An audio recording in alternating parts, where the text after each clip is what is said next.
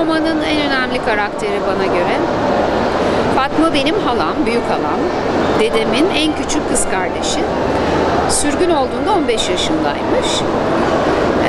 60 yıl sonra ben Fatma halamı Kırım'da buldum.